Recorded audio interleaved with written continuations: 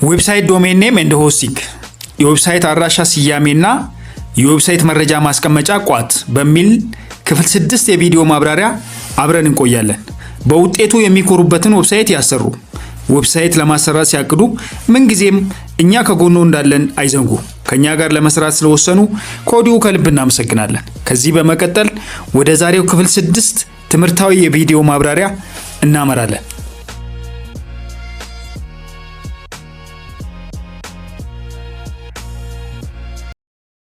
ዶሜን ኔም ኤንድ ሆስቲንግ በሚል ርዕስ ዙሪያ ነው ማለት ነው።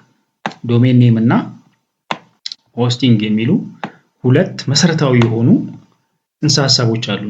እነዚህ ላይ ነው የዛሬው ቻፕተር ወይም ደግሞ የዛሬው ፓርት ኦር ሴክሽን የሚያጠነጥነው ማለት ነው። ሁለት ነገሮች ላይ ነው። እንግዲህም ስንነጋገር እዚህ ነገር ላይ ነው ትኩረት ማድረግ ያለባችሁ፣ ዶሜን ኔም እና ሆስቲንግ ላይ። እነዚህ ነገሮች ምንድናቸው እንመጣበታለን። እንግዲህ እነዚህ ነገሮች ለማብራራት 7 ነጥቦች እንሄዳለን። አንዱ ዋት ኢዝ ዶሜን ኔም የሚል ነው። ዶሜን ኔም ራሱ ምንድን ነው የሚለውን ለማብራራት እንሞክራለን። ሌላው ቹዚንግ ዘ ራይት ዶሜን ኔም፣ ትክክለኛውን ዶሜን ኔም እንዴት እንመርጣለን የሚለውን ሐሳብ በዚሁ ስር ይብራራል ማለት ነው። ሶስተኛ ዶሜን ኔም እንዴት ይመዘገባሉ? ዶሜን ኔም ሬጂስትሬሽን ኢሴንሻልስ፣ መሰረታዊ የሆኑ ነገሮች ምንድናቸው? ዶሜን ኔምን ለማስመዝገብ። ሌላው ዌብ ሆስቲንግ ነው ማለት ነው። ዶሜን ኔም እና ሆስቲንግ ብያቸዋለሁ። አሁን አራተኛ ላይ የሚነሳው ዌብ ሆስቲንግ ነው። ምክንያቱም ከላይ ስለ ዌብ ዶሜን ኔም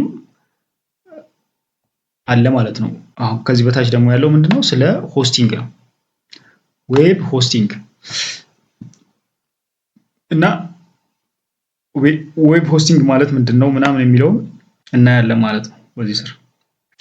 አምስተኛ ሰሌክቲንግ ዘ ራይት ሆስቲንግ ፕሮቫይደር፣ ዶሜን ኔም እንዴት ይመረጣል ብለናል። አሁን ደግሞ ሆስቲንግ እንዴት ይመረጣል የሚለውን እናያለን በዚህ ስር።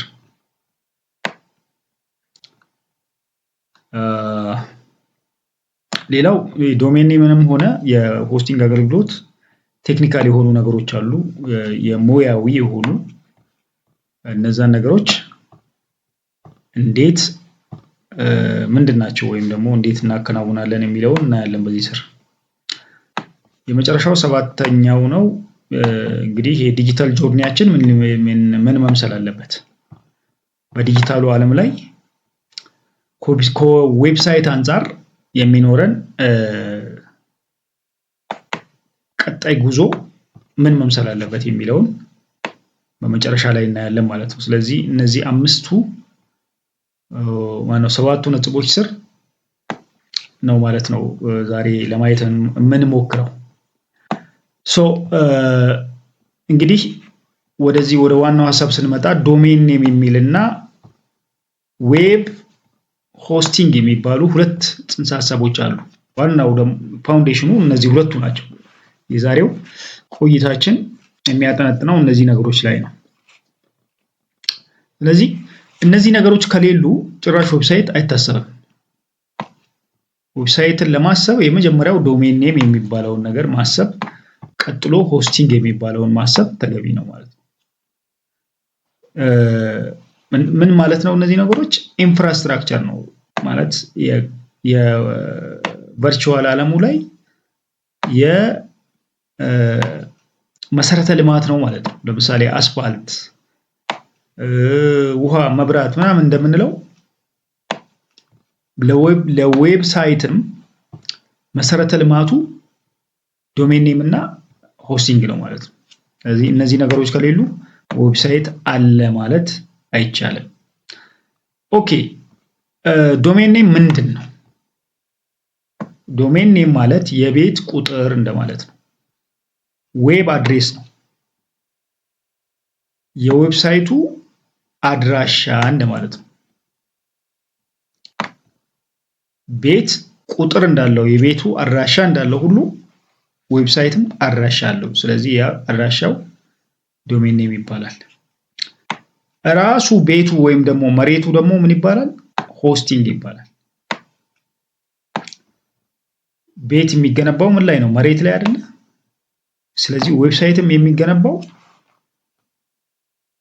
ሆስቲንግ የሚባል ሰርቨር ላይ ነው ማለት ነው። ቦታ ነው የምንከራየው ብለናል ባለፈው። እነዚህ ነገሮች በእርግጥ በጨረፍታ ለማንሳት ሞክረናል። ስለዚህ ዶሜን ኔም የዌብሳይት አድራሻ ነው ወይም የቤት ቁጥር ነው። ሆስቲንግ ደግሞ የቤቱ መሰረቱ የሚጣልበት መሬቱ ነው ብለን መያዝ እንችላለን። እንግዲህ ባለፈውም እንዳልነው ዌብሳይት በኢንተርኔት በአሁኑ ጊዜ ወደ ኦልሞስት 4 ቢሊዮን ህዝብ ይጠቀመዋል።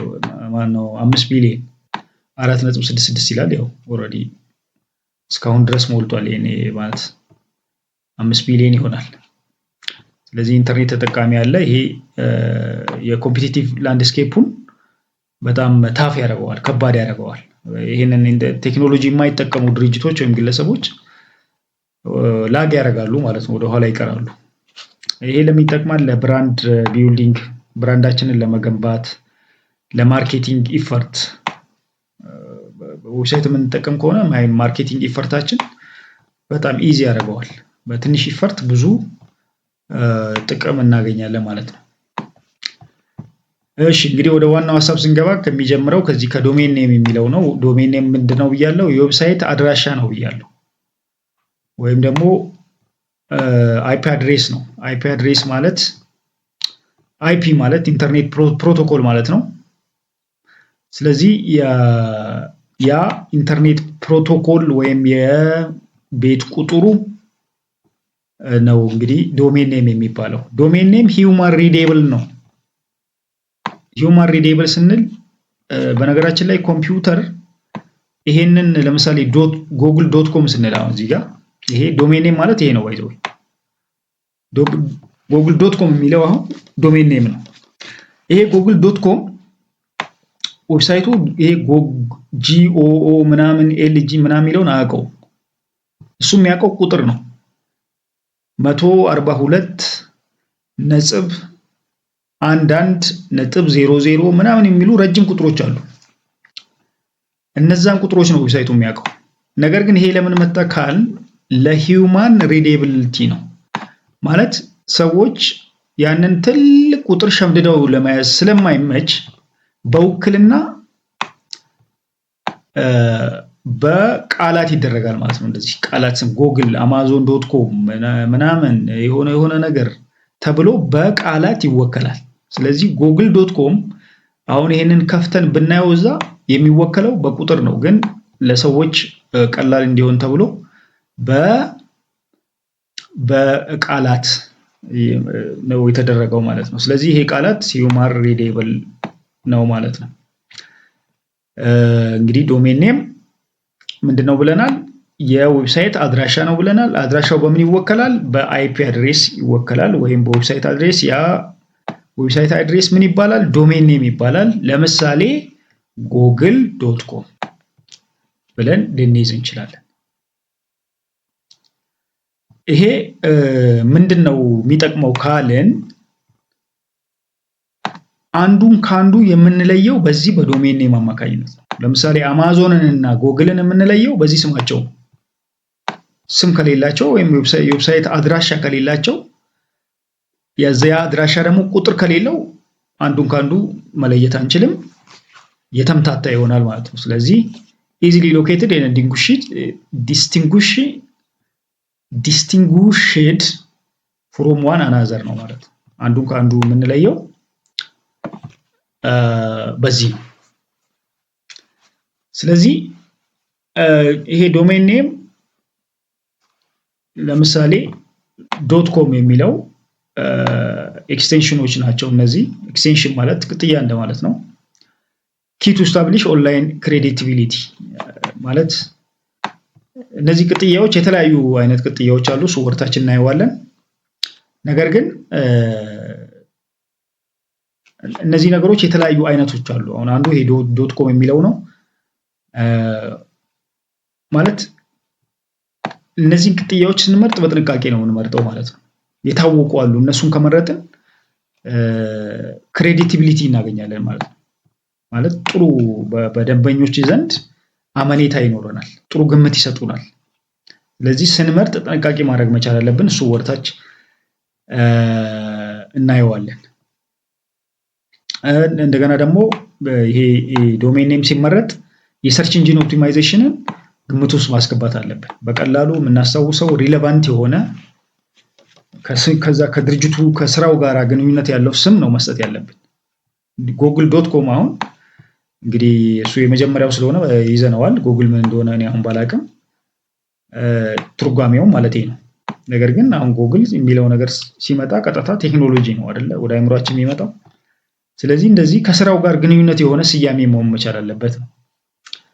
ለብራንድ ሪኮግኒሽንም የሚጠቅመን እሱ ነው። እሺ ሌላው ወደ ሁለተኛው ነጥብ ስንመጣ ዶሜን ኔም እንዴት እንመርጣለን ነው። ቹዚንግ ዘ ራይት ዶሜን ኔም አንደኛ ሾርት መሆን መቻል አለበት፣ አጭር መሆን መቻል አለበት። የሆነ የተንዛዛ አረፍተ ነገር መሆን የለበትም። ሌላው በቀላሉ ሰዎች የሚያስታውሱት መሆን መቻል አለበት። ሌላው ብራንዴብል መሆን መቻል አለበት። ከስራው ጋር ቀጥታ ግንኙነት ያለው ግብርና ከሆነ ስለ ግብርና ነው።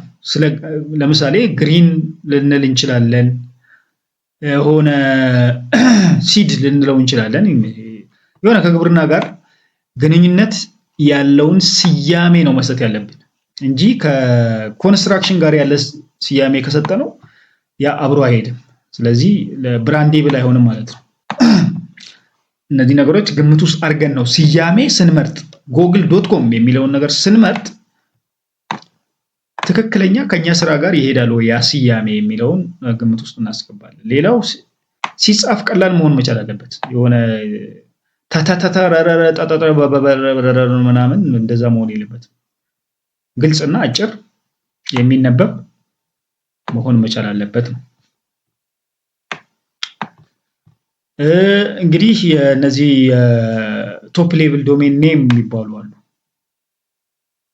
ከፍተኛ ግምት የሚሰጣቸው በደንበኞች ዘንድ የታወቁ ጥሩ ሬፑቴሽን ያላቸው የዶሜን ኔም ኤክስቴንሽኖች አሉ። ቅጥያዎች ማለት ነው።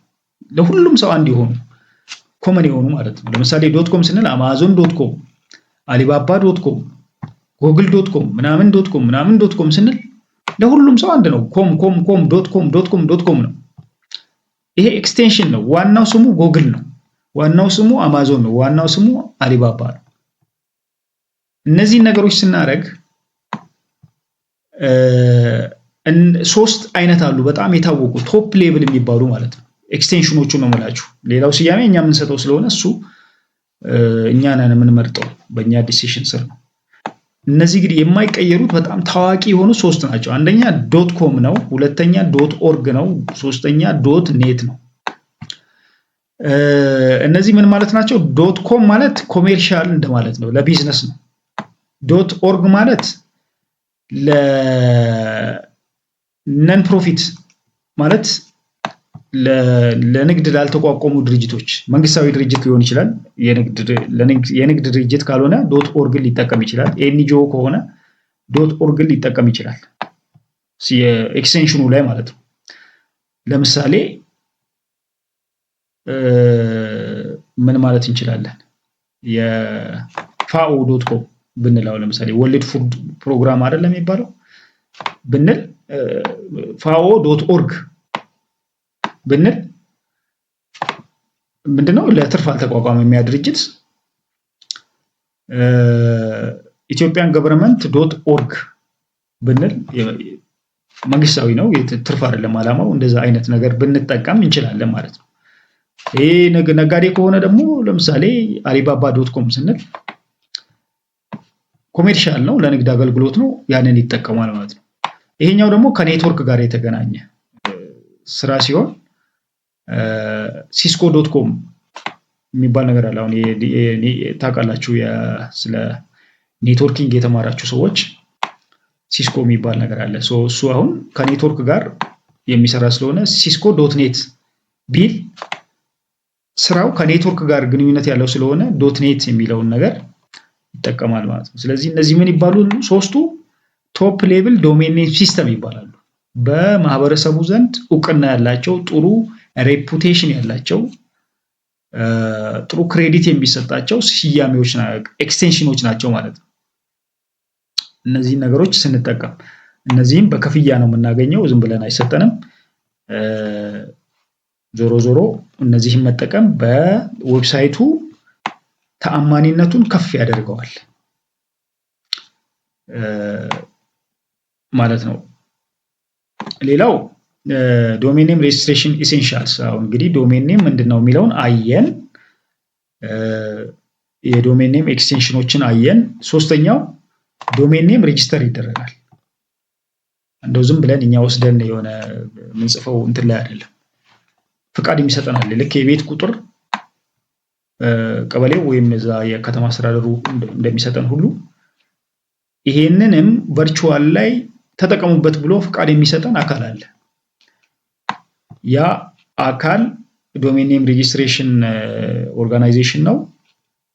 ያንን ሬጅስተር የሚያደርግ አካል አለ። መታወቂያ ቁጥሩን ለኛ ብቻ ወይም ደግሞ የቤት ቁጥሩን የሚሰጠን ለኛ ብቻ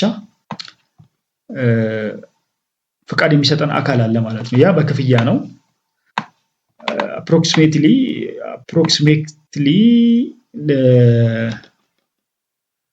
ከ10 እስከ 20% ሳይሆን $፣ አመታዊ ክፍያ ይከፈላል። እንግዲህ ይሄ እንደየሀገሩ ሊለያይ ይችላል። ይሄን በእርግጥ ምንም ጠቃሚነቱ እንትን አይደለም ማለት እንደ ሳምፕል ነው እዚህ ጋር ያመጣሁት። ክፍያ አለው፣ ዞሮ ዞሮ ይከፈላል። ያንን ከፍለን የቤት ቁጥር እንዲሰጠን ወይም በዌብሳይት አድሬስ እንዲሰጠን ማድረግ እንችላለን ማለት ነው። ኢንተርኔት ፕሮቶኮል ማግኘት እንችላለን፣ አይፒ አድሬስ የሚባለው ማለት ነው። ሌላው የፕሮቴክሽንም የፕራይቬሲ ፕሮቴክሽንም ግምት ውስጥ እናስገባለን። መሰረታዊ ነገር ነው ይሄ ማለት ሚስጥራዊነቱ የተጠበቀ መሆን መቻል አለበት እና በየአመቱ ማደስ አለብን። ካላደስ ነው እየከፈልን ካላደስ ነው የባለቤትነቱን እናጣለን። የዛ የዌብሳይት ስያሜውን ባለቤትነቱን እናጣለን ማለት ነው። ማለት ብሎክ ያደርግብናል ፍቃድ ሰጪው አካል። ለምሳሌ ኢትዮ ቴሌኮም ይሄንን ፍቃድ ሊሰጠን ይችላል። ዶሜን ኔም የሚባለው ምን ማለት ነው?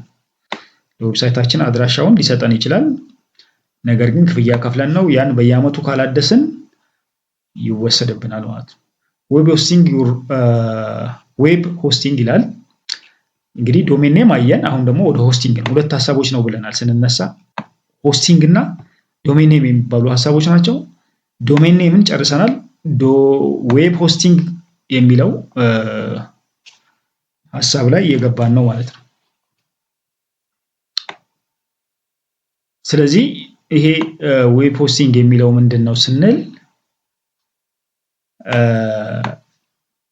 ዩር ዌብሳይት ፋውንዴሽን ነው፣ መሰረቱ ነው ማለት ነው። እዚህ ጋር ነው ዋናው ነገር። ያቺ ዶሜን ኔም ያልናት አድራሻ ነች። ስም ስያሜ አገኘን፣ የቤት ቁጥር አገኘን። ከዛ በኋላ ቤቱን የት ነው የምንገነባው? የቤቱ ግንባታ ቦታ ምን ይባላል? ዌብ ሆስቲንግ ይባላል ማለት ነው። እና እነዚህ ዌብ ሆስቲንግ የሚባሉ ድርጅቶች ዌብሳይታችን ኦንላይን ላይ አክሰሰብል እንዲሆን እንዲታይ ፍቃድ እንዲያማም የሚያደርጉት እነዚህ አካላት ናቸው ማለት ነው። ይሄ ማለት ቦታውን የሚሰጠን ለምሳሌ ቤት ለመገንባት ቤት እንግዲህ ከሌለ የለም ነው አይደል? ስንመነገለገልበት ወይም ፎቅም ከሆነ ሄደን እዛ ቢሮአችን ምናምን የምንከፍተው ሰዎች እዛ መተው የሚያገኙ ቦታውን ስናገኝ ነው። ስለዚህ ቦታውን የሚሰጠን ነው ዌብ ሆስቲንግ ማለት የቤቱ ባለቤት የቦታው ባለቤት ማለት የመሬቱ። ፎቅም ከሆነ ፎቁን የሚያከራየን ማለት ነው። እነዚህ ድርጅቶች አራት አይነት ድርጅቶች አሉ ማለት ቦታውን የሚሰጡን ወይም ቤቱን የሚያከራዩን ዌብሳይታችንን የምንገነባበትን ወይም መሬት ላይ ደግሞ ቤቱን የምንገነባበት ፎቁን የምንገነባበት ቦታ የሚሰጡን አካላት አራት አይነት ናቸው። አንደኛው ሼርድ ሆስቲንግ የሚባል አለ። ይሄ ምንድነው? የሆነ አፓርታማ ይሰራና ሸንሽኖ ያከራየናል ማለት ነው። አንዱን አፓርታማ ለብዙ ሰዎች ማከራየት እንደማለት ነው። ስለዚህ ይሄ ዌብሳይቱን ስንሰራ አንድ ሰርቨር አለው ድርጅቱ። ያንን ሰርቨር ለሁላችንም ሸንሽኖ ሲያከራየን አንዱን ሼርድ ይባላል። አንዱን ሰርቨር ሼር ስናደርግ ማለት ነው። አብዛኛዎቹ አሁን ዓለም ላይ ያሉት እነዚህ የዚህ አይነት አገልግሎት የሚሰጡ ናቸው። ይሄ አንዱ ሼርድ ሆስቲንግ ይባላል ማለት ነው። አንዱን ዌብሳይት ለሁሉ ሼር ሲደረግ ማለት ነው። ሌላው ቪፒኤስ የሚባል ነው። ቨርቹዋል ፕራይቬት ሰርቨር እንደማለት ነው ቪፒኤስ ማለት። ይሄ አንዱን ነው የምንጠቀመው፣ ግን ስንጠቀም እንደ ግላችን አድርገን ነው። ሞር ሪሶርስና ኮንትሮል ይሰጠናል ይሄኛው። ከዛኛው የሚለየው ምንድነው? እንደው ድብልቅልቅ ያለ አይደለም። አንዷን ሲሰጠኝ ለብቻዬ ኢንዲፔንደንት የሆነ ነው። ለየት የሚያደርገው ከዛኛው ጋር ይሄኛው ኢንዲፔንደንት ነው። አያችሁ፣ ኢንዲፔንደንት ዴዲኬትድ ሰርቨር ነው። አንዱን ነው ሼር የማደርገው፣ ግን ለብቻዬ ሙሉ አክሰስ ነው የሚሰጠኝ ኮንትሮል እንዳደረገው ማለት ነው። ስለዚህ ይሄ ቨርቹዋል ነው። ቨርቹዋል ፕራይቬት ሰርቨር ወይም ቪፒኤስ የሚባለው ይሄ ነው። የዚህም አይነት የሰርቨር ፕሮቫይደሮች አሉ ማለት ነው። ሁለተኛው ናቸው እነዚህ። ሶስተኛው ዴዲኬትድ ነው። ይሄኛው ደግሞ ልዩ ነው። አንድ ሰርቨር ሙሉ ለኔ ዌብሳይት ብቻ እኔ የምቆጣጠረው ማለት። ለምሳሌ እኔ ባንክ ከሆንኩ የባንክ ድርጅት ከሆነ ያለኝ፣ ለምሳሌ የኢትዮጵያ ንግድ ባንክ .com የሚባል ዌብሳይት ካለ ለዛ ዌብሳይት ብቸኛ ሰርቨር ካዘጋጀ የኢትዮጵያ ንግድ ባንክ ያ ምን ይባላል? ዴዲኬትድ ይባላል ማለት ነው። ለራሱ ለብቻው አንድ መሬት ገዝቶ ብቻውን የሚያስተዳድረው ማንም ጣልቃ የማይገባበት ከሆነ ያ ዴዲኬትድ ይባላል ማለት ነው። ሌላው ክላውድ ሆስቲንግ የሚባል አለ። አራተኛው ክላውድ ሆስቲንግ ደግሞ ምንድነው? ይሄ ክላውድ እንግዲህ ዳመና ላይ ነው አይደለ? ሰርቨር ኦፍ የኔትወርክ ኦፍ ሰርቨር ነው። የብዙ ሰርቨሮች የመሬቶች ሁሉ ጥርቅም ማለት ነው። ክላውድ ላይ ስለሆነ ይሄ ሁሉንም አጠቃሎ የሚይዝ አይነት የሆስቲንግ ፕሮቫይደር ከሆነ ይሄ ባይ ዘ ዌይ በጣም ሴኪዩርድ ነው ይባላል። አዲስ ቴክኖሎጂ ነው። ይሄኛው የኔትወርክ ኦፍ ሰርቨር ነው ማለት ነው። የብዙ ኔትወርኮችን ጥርቅም ወይም ደግሞ አንድ ላይ አገናኝቶ የያዘ እና የዌብ ሆስቲንግ አገልግሎት የሚሰጥ ከሆነ ምን ይባላል? ክላውድ ሆስቲንግ ይባላል ማለት ነው። እንግዲህ ዌብሳይታችን የጥራቱ የሚወሰነው በዚህ ዌብ ሰርቨር አቅራቢዎች ደካማና ጠንካራ ጎን ላይ ይመሰረታል ማለት ነው። ስለዚህ ስንመርጥ እነዚህን ድርጅቶች በጥንቃቄ መሆን መቻል አለበት። ለምን? ኳሊቲውን አፌክት ስለሚያደርግ ማለት ነው። እንግዲህ ዌብ ዶሜን ኔም ክፍያ አለው ብለናል። ይሄኛውም ዌብ ሆስቲንግም ክፍያ አለው። በአማካኝ ከ5 እስከ $100 በወር ልንከፍል እንችላለን። ነው በአመት ነው በዛው ይሄ ክፍያ ኦኬ። መንዝሊም ሊሆን ይችላል፣ በአመትም ሊሆን ይችላል። እሱ እንደ ስምምነታችን ነው። አንድ ጊዜ የአመት ልንከፍል እንችላለን፣ በየወሩም ልንከፍል እንችላለን። ግን በየወሩ በአማካኝ ከ5 እስከ $100 ክፍያዎች አሉት። በነፃ አይደለም ማለት መሬቱን ስንከራይ ለመንግስትም ቢሆን ግብር እንከፍላለን። ከግለሰብም ከሆነ የምንኖርበት የቤቱን ኪራይ እንከፍላለን፣ ግዴታ ነው። ጀስት ላይ እንደዛ ነው። የኛውም ለዌብ ሰርቨር አቅራቢው ድርጅት ሰርቨሩን ለሚያቀርበው ወይም ጎተራ ብያቸዋለሁ ባለፈው። ጎተራው ውስጥ እህሉን ማጠራቀሚያ ወይም ዳታ ነው የምናጠራቅመው። በዚህ ውስጥ ዌብ ሰርቨር ላይ ዳታ ነው የምናጠራቅመው። ቦታ እንገዛለን። ያ ቦታ በኪራይ ነው የሚገኘው ማለት ነው። ወይም በግብር ሊሆን ይችላል ከመንግስት ጋር ከሆነ። ስለዚህ ይሄንን ሰርቨር አቅራቢዎች ድርጅቶች ክፍያ ያስከፍሉናል። ያን በክፍያ ነው የምናገኘው ነው። አምስተኛው እንግዲህ እንዴት አድርገን ነው ይሄንን ሆስቲንግ ፕሮቫይደር ትክክለኛውን ወይም ኳሊቲውን ወይም ጥሩ ጠንካራ የሆነውን አቅም ያለውን ድርጅት እንዴት እንመርጣለን ነው። እነሱ አንዳንድ ነጥቦች አሉ እናያለን። እሱን እዚህ ጋር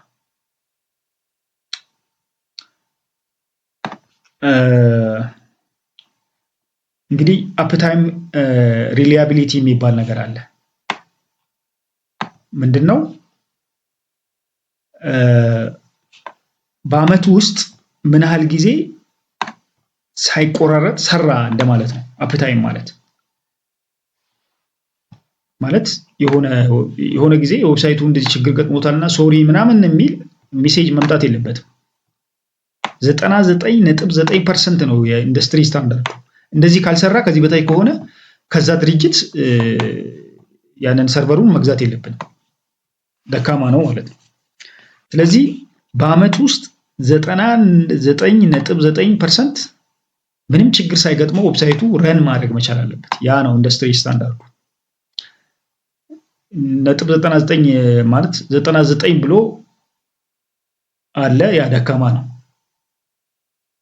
99.99ም አለ፣ እሱ ደግሞ ሞር አሪፍ ነው።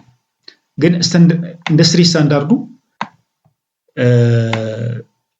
99.9% ከሆነ ቆንጆ ነው። ከዛ በታች ከሆነ ተቀባይነት የለውም ማለት ነው።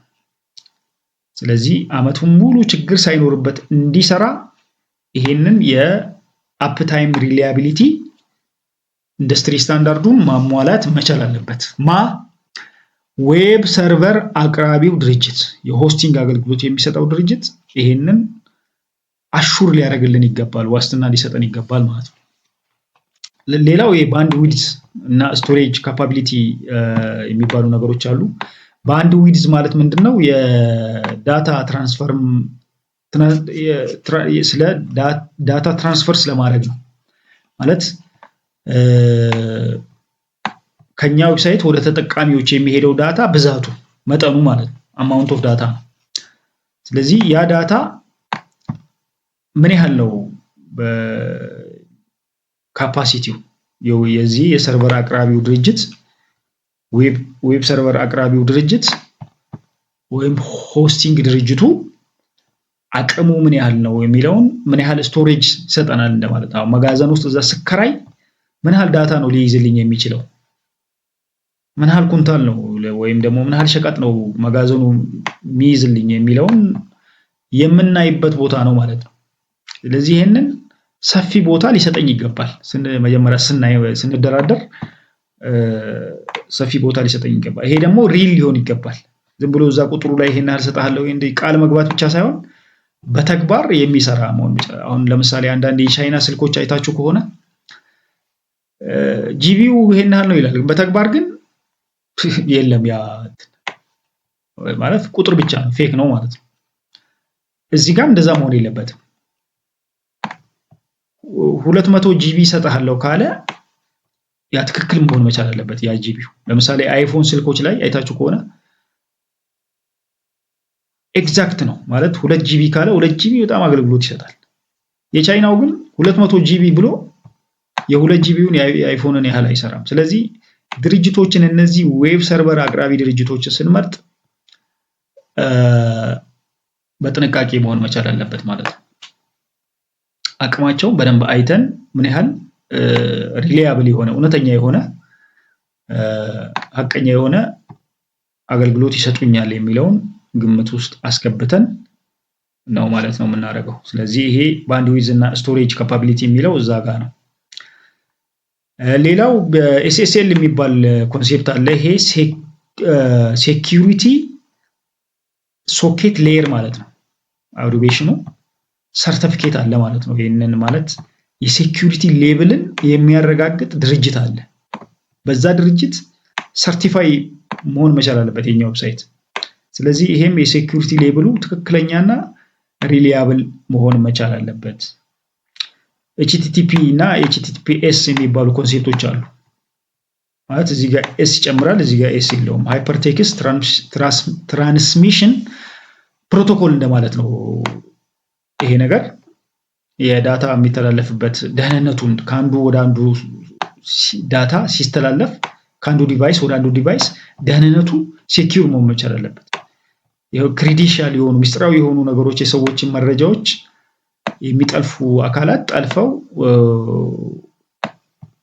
እንትን ዌብሳይቱን ቺት ማድረግ መቻል የለባቸውም፣ ወይም ደግሞ ለመጭበርበር ለሌሎች ሃርምፉል ለሆኑ አደጋዎች ሊያጋልጡት አይገባም። ስለዚህ ኤስ የሚለው ሴኪዩር ነው ማለት ነው ዌብሳይት። ኤችቲቲፒ ብቻ ከሆነ ግን አይታችሁ ከሆነ www.http ምናምን .com ነው የሚሆነው።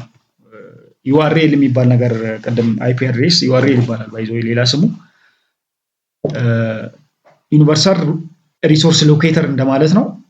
ያ ሴኪዩር መሆን መቻል አለበት። ኤችቲቲፒ የሚል ብሎ ከጀመረ ሴኪዩር አይደለም ተብሎ ነው የሚታሰበው። ኤችቲቲፒኤስ ከሆነ ግን ይሄ ኤስኤስኤል የሚባለው ሰርቲፊኬት ስለተሰጠው ዌብሳይቱ ሴኪዩር ነው ተብሎ ሊታሰብ ይቻላል ማለት ነው።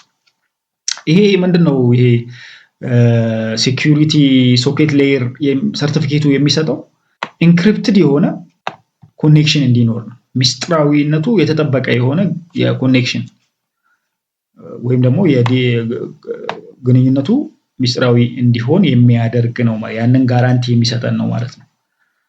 ይሄ በዛ ደረጃ ነው የሚታየው። እንግዲህ ታይፕስ ኦፍ ኤስኤስኤል ነው የሚለው። ኤስኤስኤል የተለያየ አይነት አለ። ቤዚክ አለ። ለምሳሌ ቤዚክ ሴኪዩሪቲ ሌቭል የሚሰጥ አለ። ያ ምንድነው? ዶሜን ኔም ቫሊዴሽን፣ ዶሜን ኔሙን ቫሊዴት ለማድረግ ብቻ ቀለል ያለች ነገር። ዌብሳይቱን ገና አድራሻውን ስናገኝ አይፒ አድሬሱን ስናገኝ ከዶሜን ኔም አቅራቢ ድርጅቱ የምትሰጠን የሴኪዩሪቲ ሌቭል አለች። እሷ ቤዚክ ትባላለች። እቺ ለሁሉም ሰው በነፃ የምትሰጥ ነች። በአብዛኛው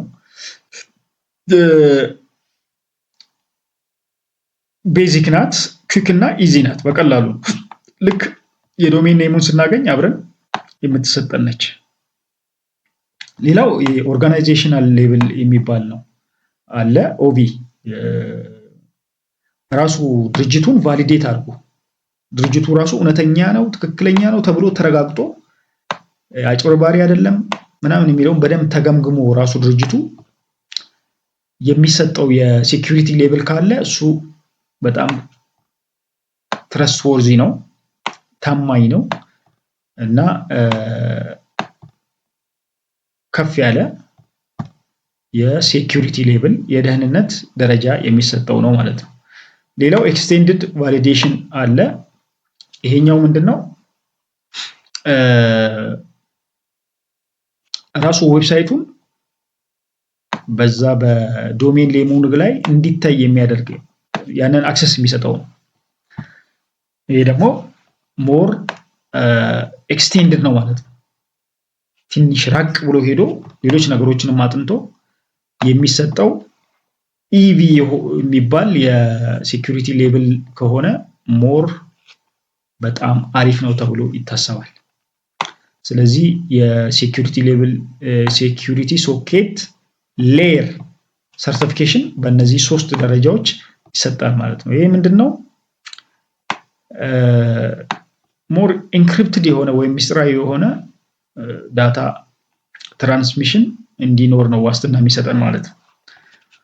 እነዚህ እንግዲህ መሰረታዊ የሆነችውን በነፃ እናገኛለን፣ ሌላውን በቀጣይ ልንገዛ እንችላለን ማለት ነው። እሺ እንግዲህ ሁለቱንም አየን። ዶሜን ኔም ምንድነው፣ ሆስቲንግ ምንድነው የሚለውን አየን። አሁን ቴክኒካል ለሁለቱም ቴክኒካል ኮንሲደሬሽኑ ምንድነው ነው፣ ምን አይነት ቴክኒካል የሆኑ ነገሮችን እናያለን ነው። ሰርቨር ሎኬሽን ኤንድ ዌብሳይት ስፒድ ከሎኬሽን ጋራ ለምሳሌ አሜሪካን አካባቢ ለሚኖሩ ደንበኞች ታርጌት ኦዲየንሳችን የአሜሪካን አካባቢ ማህበረሰብ ከሆነ ሰርቨሩም እዛው አካባቢ ቢሆን ጥሩ ነው። ለምን? በቀላሉ ሰርች ሲደረግ ፈጠን ብሎ ይመጣል። ቀረቤታ ስላለው ማለት ነው ለደንበኞች። ኢትዮጵያ አካባቢ ከሆነ ደግሞ ከዚሁ ከኢትዮጵያ አካባቢ ብንገዛ ማለት የሆስቲንግ እና ዶሜን ኔም አቅራቢ ድርጅቶቹ ላይ ብንገዛ ማለት ነው። ማለት ለምሳሌ amazon.com የአሜሪካ ድርጅት ነው። ከዛው ከአሜሪካ ቢገዛ ከአሜሪካን ሀገር ከሚኖር የዌብ ሰርቨር አቅራቢ ድርጅት ቢገዛ ጥሩ ነው። አሊባባ ደግሞ ቻይና ነው። ከቻይና አካባቢ ቢገዛ ጥሩ ነው። በእርግጥ እነዚህ ሰዎች የራሳቸው አድራሻ ሳይሆን የሚወስነው የደንበኞቻቸው አድራሻ ነው። ለምሳሌ አሊባባ ቻይና ነው የሚኖረው። ቻይና ብቻ ነው ተብሎ ቻይናዊ ነው ብቻ ነው ተብሎ አይገመትም የደንበኞቹ። ሌሎችም አሜሪካን ያሉ አገር ያሉ ደንበኞች አሉ ለምሳሌ አሊባባ።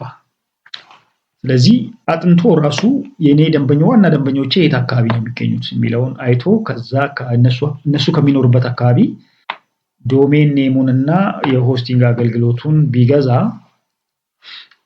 ይመረጣል ማለት ነው።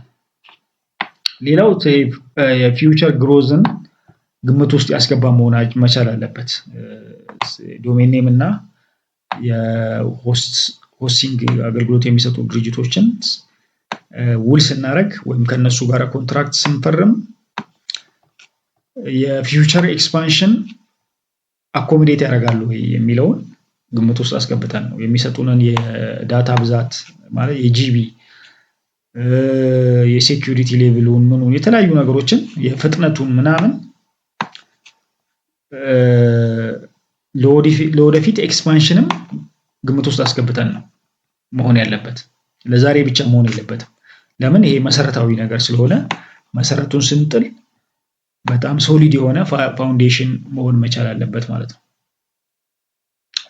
ሌላው ቢበላሽብን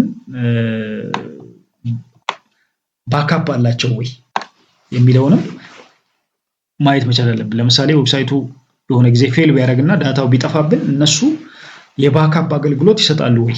ከነሱ ጋር የኔ ጋር ያለው ስለጠፋ እነሱ ጋር ባካፕ ሊኖረኝ ይችላል ወይ የሚለው አንድ የቴክኒካል ኮንሲደሬሽን አካል ነው ማለት ነው። ቴክኒካሊ ኮንሲደር እናደርጋለን እነዚህ ነገሮች። ሌላው ኮምፓቲቢሊቲ ኮምፓቲብል ነው ወይ አብሮ ይሄዳሉ ወይ ማለት ለምሳሌ ኮምፓቲብል ማለት ምን ማለት ነው? ፊት ያደርጋሉ ወይ ነው። እንዴት ነው?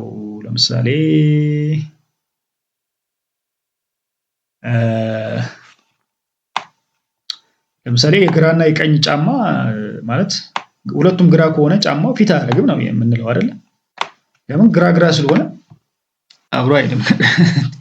አንድ ሰው የግራና የቀኝ ጫማን ነው ማድረግ ያለበት አይደለ? ለግራ እግሩ የግራ ጫማ ልክ እንደዛ እንደማለት ነው።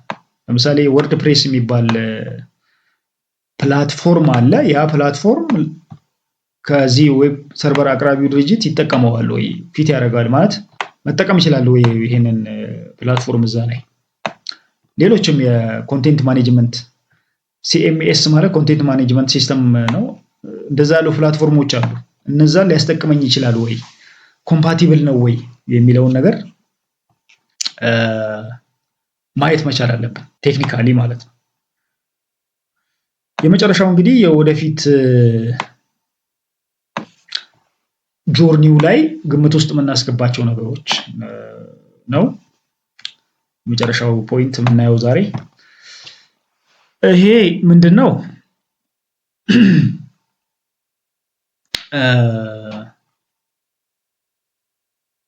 ጥናት እንግዲህ ማካሄድ መቻል አለብን። ወደፊት ኤክስፓንሽኑን ቴክኖሎጂዎች እንዴት ሊቀየሩ ይችላሉ፣ አዳዲስ ቴክኖሎጂዎች ሊመጡ ይችላሉ። ያንን አኮሞዴት ማድረግ መቻል አለበት። ዛሬውኑ መሰረቱን ስንሰራው አንድ ፎቅ አንድ ሰው እስከ ሁለተኛ ይሰራና ሊተወው ይችላል። ነገር ግን መሰረቱን ሲያወጣ 10 ፎቅ 50 ፎቅ የሚያወጣ ወደፊት አቅም ሲኖረው ድርጅቱ ያንን ኤክስፓንሽን አኮሞዴት ሊያደርግ የሚችል መሆን መቻል አለበት። ያን ግምት ውስጥ እናስገባለን ማለት ነው።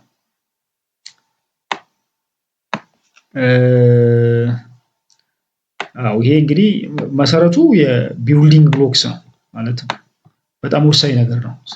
ስንጀምር ዌብሳይቱን